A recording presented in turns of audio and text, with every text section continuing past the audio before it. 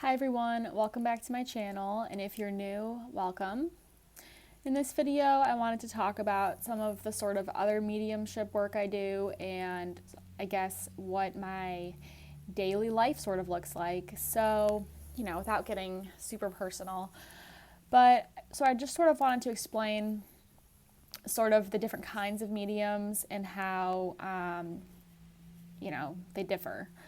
So I think the most obvious kind of medium, I'm not sure if I would say common just because I guess it's hard to know, but I guess the most obvious kind of medium is the one that's working with spirits for the benefit of the living people. So those are the kinds of mediums that are, talking to the dead either on the other side or still in the earthly realm with us who haven't crossed over yet, and they're talking to them and they're relaying messages to the family or friends or other people left behind.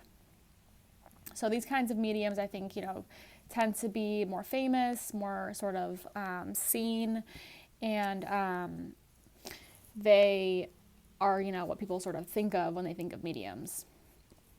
So there's a less obvious or perhaps less common, it's hard to say, kind of medium that actually doesn't work sort of with the living people, but more so working for the spirits of people that it's not that their family needs the messages, it's that they, for some reason, have not been able to cross over.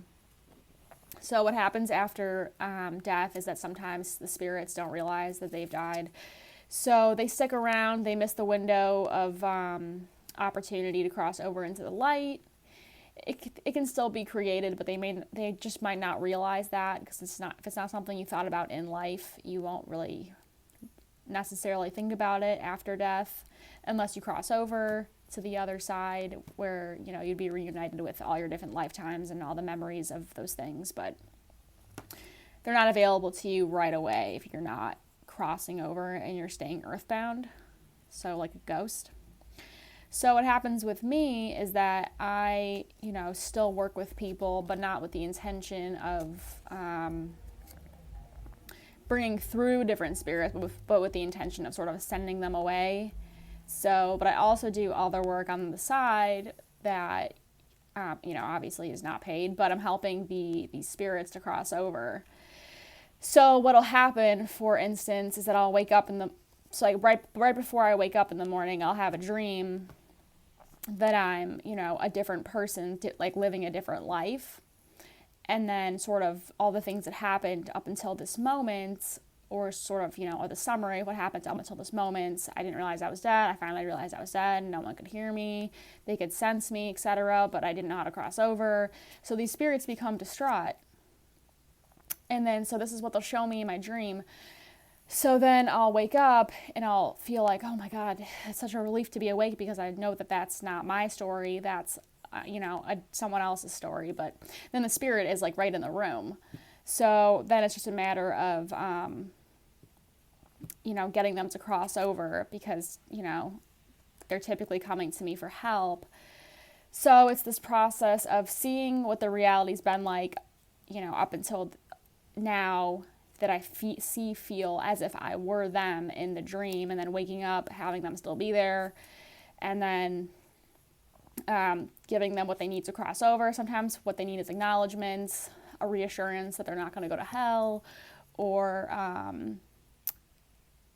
sometimes they need the light to be opened up for them so that they can cross over into it. So that's another thing I do, is I open up the light for the spirits, and given this is only the ones that, want help, if there's just random spirits around, I'm not just going to suddenly open up the light, although I have done that as well if I felt like it was what they needed.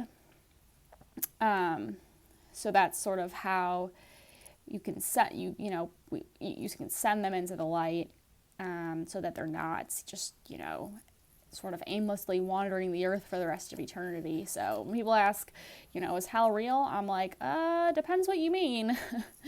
Is it real that you go to a place of demons where everything is on fire? I mean, I haven't seen that or heard that before in my experiences, but can you just sort of be wandering the earth where no one can hear you, see you, sense you, or feel you, and you're just don't know what to do because you're already dead. I mean, that could be seen as a form of hell. So in that case, I guess you could say it exists, but it's not necessarily for punishment. It's more just circumstance. So that's a lot of what I do is this work of sending spirits into the light. If I'm removing them from people and they've been attached, then I'll just send them into the light.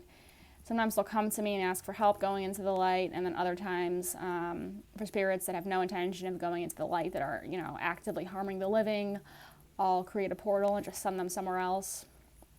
And then I'm going to make another video about how I've been getting rid of the darker spirits, because not all of them can just be sent to a different place on the earth. I've been sending them to other places as well, so that'll have to be another video.